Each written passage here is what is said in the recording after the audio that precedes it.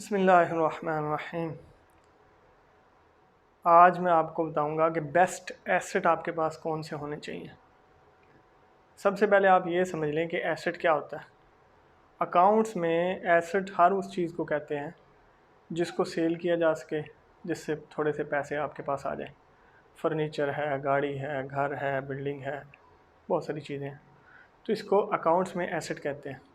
लेकिन बिज़नेस की टर्म में जो ऑनर होता है उसके लिए एसेट नहीं है। बेस्ट एसेट उसके लिए जो डेफिनेशन है वो ये है कि जो चीज़ आपको अर्निंग करके आपके पास पैसा लेकर आए उसको एसेट समझा जाता है। बिजनेसमैन जो है ना, स्मार्ट पीपल, सोफिस्टिकेटेड पीपल, उनको एसेट समझते हैं जिनसे पैसा जनरेट हो और वो पैसा आपकी पॉकेट में लेकर आए। वेल्थ का, दौलत का एक अजीब सा कानून है, अजीब सा रूल है।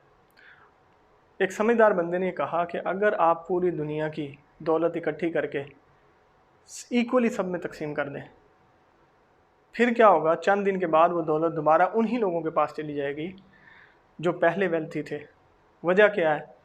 उसकी वजह ये है कि वो लोग, स्मार्ट लोग, वो जानते हैं, वो अट्रैक्ट करते हैं वेल्थ को, और उनको वो फार्मूले, रूल्स, और उनका माइंडसेट ऐसा है कि वो वेल्थ को अपनी तरफ अट्रैक्ट करते हैं। जैसे बिल्ली को पकड़ना हो तो बिल्ली को पकड़ना मुश्किल है, लेकिन जब आप उसके मनपसंद की चीज़ उसके आगे रखेंगे ऑटोमेटिकली वो आपकी तरफ आएगी। वेल्थ भी ऐसे ही है।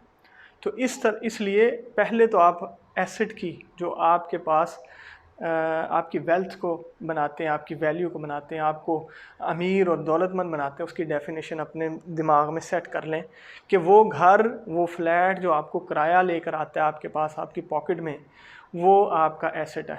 वो गाड़ी जो किराया लेकर आती है वो आपका एसेट है। वो शॉप जो किराया लेकर आती है, इस तरह की बहुत सारी चीज़ें हैं, तो वो सारी की सारी एसेट होती हैं।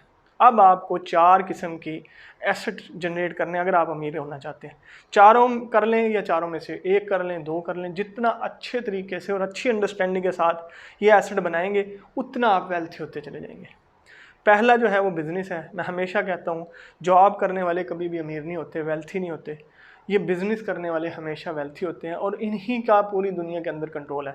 90% लोगों को, क्योंकि ये दौलत को 10% लोग जो हैं वो वेल्थ को कंट्रोल करते हैं और लोगों को भी कंट्रोल करते हैं। तो इसलिए बिज़नेस करने वाले लोग हमेशा रिच होते हैं।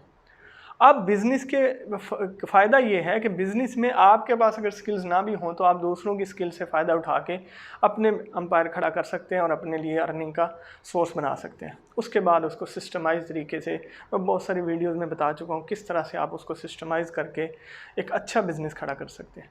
तो सबसे बड़ा एसेट आपका बिज़नेस है, क्योंकि वो पैसा आपके पास लेकर आता है। आप पूरी दुनिया में देख लें, चाइना जो है वो पावर बनता जा रहा है, इकोनॉमिक पावर बनता जा रहा है। वजह क्या है? वजह ये है कि उसने सेल्स करना शुरू कर दिया है। उसने वो चीज़ें, प्रोडक्शन, मैन्युफैक्चरिंग, वो प्रोडक्ट्स पूरी दुनिया के अंदर लॉन्च कर दिए जिससे पैसा उसके पास चला जाता है।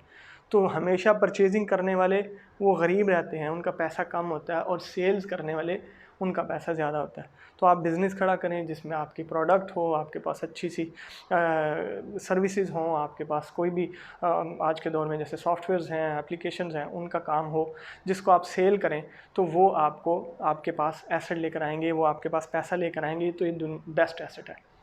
दूसरा इसमें एडवांटेज ये है इसका कि अगर आप इसको अंडरस्टैंड नहीं करेंगे ना, दूसरों के कहने पे लग जाएंगे, हाँ हाँ बिज़नेस कर रहा हूँ, मैं भी कर रहा हूँ, आप उसको उसके साथ लग जाएंगे, तो आप दुकानदार तो शायद बन जाएं, बिजनेसमैन नहीं बन सकते।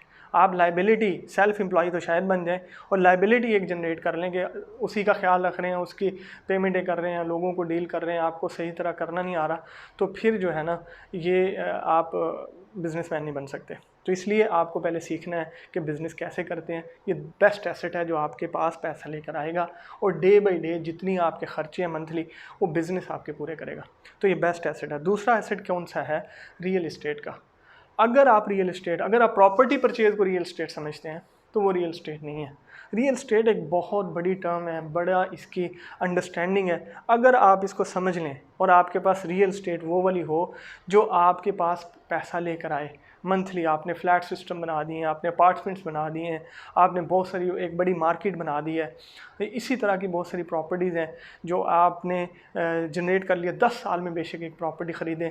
आज जो प्रॉपर्टी शहर से बाहर है आप उसको ख़रीद लें, 10 साल के बाद वो शहर के अंदर आ जाएगी तो वो एक्सपेंसिव हो जाएगी। तो जो प्रॉपर्टी आपके पास पैसा जनरेट कराए या आपको एक्स्ट्रा वैल्यूज़ दे बाईपास बन गया आपकी प्रॉपर्टी के साथ, ठीक है, और वहाँ पे आपने एक अप्रूवल ले लिया हाउसिंग का या बहुत सारी बिज़नेस, पेट्रोल पंप हैं, बहुत सारी चीज़ें हैं, तो रियल स्टेट वो वाली रियल स्टेट आप बना लें जो पैसा जनरेट करे है, या वो वेल्थ उसकी वो जो वैल्यू है वो डे बाई डे इतनी तेज़ी से ऊपर जाए कि दूसरी किसी भी प्रॉपर्टी की न जाए। तो इसको रियल स्टेट आप बना लें इस तरह की, तो वो बेहतरीन दूसरा एसेट बनेगा।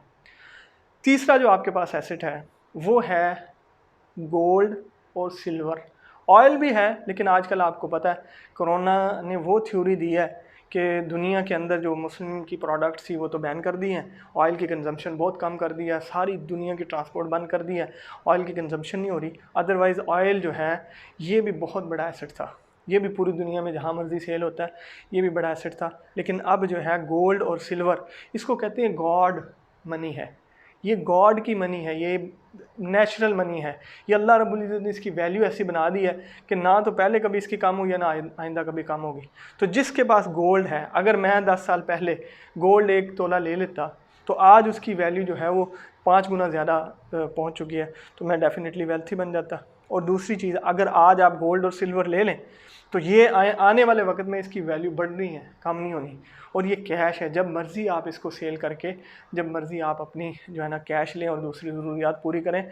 तो गोल्ड और सिल्वर जिसके पास जितना ज़्यादा होता चला जाएगा वो बेहतरीन एसेट है। चौथा जो एसेट है ना वो है इंटरनेट का। इंटरनेट पे अगर आप नहीं हैं तो आप इसका मतलब दुनिया में नहीं है। आज की दुनिया जो है वो इंटरनेट को फॉलो करती है, इंटरनेट के ऊपर जो आ रहे हैं उन्हीं का बिज़नेस चलता है। इंटरनेट के ऊपर आप यूँ समझ लें आप मार्केट में ही हो चुके हैं। जितने लोग आपको जानेंगे, आपका बिज़नेस, आपकी प्रोडक्ट, आपकी सर्विसेज उतनी ही फैलती चली जाएंगी। वो कहते हैं जी मिलियन कमाने हैं, क्या फार्मूला है? तो भाई आप मिलियंस के अप्रोच करो, एक एक रुपया या एक एक डॉलर भी आप कमाओगे तो आप मिलियन कमा लोगे। जितने लोगों तक आप सर्विस पहुंचा सकते हैं आप उतने वेल्थी होंगे। तो ये ऐसा एसेट होना चाहिए आपके पास, और आपके पास इसकी अवेयरनेस होनी चाहिए कि कौन सा प्लेटफॉर्म आपने यूज़ करना है। कि यूट्यूब है, फेसबुक है, ट्विटर है, लिंक्डइन है, और बहुत सारे इंटरनेट की पब्लिसिटी जो मार्केटिंग होती है वो है, गूगल एड्स हैं, कहाँ किस रिसोर्सेज के ज़रिए, वेबसाइट्स हैं, ऐप्स हैं, कहाँ किस ज़रिए से आपने कमाना है। तो वो आपने सोचना है। आप एक एप्लीकेशन बना लें, गेम बना लें जो पूरी दुनिया के अंदर हिट हो। तो जब तक आप इन नहीं होंगे, कहते हैं वो बंदा हार जाता है जिसने स्टार्ट ही नहीं लिया, वो तो 100% हारा हुआ है।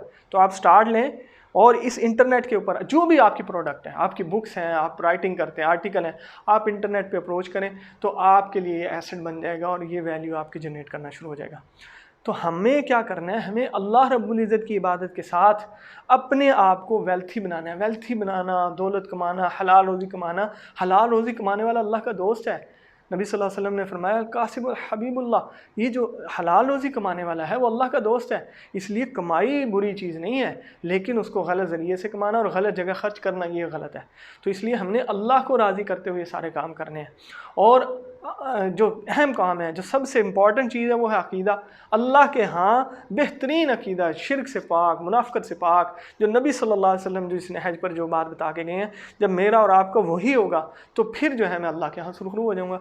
उसके बाद नमाज है और उसके बाद मुआमलात हैं। अगर हम मुआमलात को इबादत ही नहीं समझते, एक दूसरे से लेन देन है, एक दूसरे के साथ वादा किया उसका ख्याल रखना है, हमने एक दूसरे को हमसायों का ख्याल रखना है ना, रोज़मर्रा की चीज़ें एक दूसरे की हेल्प के लिए देनी है, तो ये काम जब तक हम नहीं करेंगे उस वक़्त तक हमारे पास पूरी नेकियां नहीं होंगी।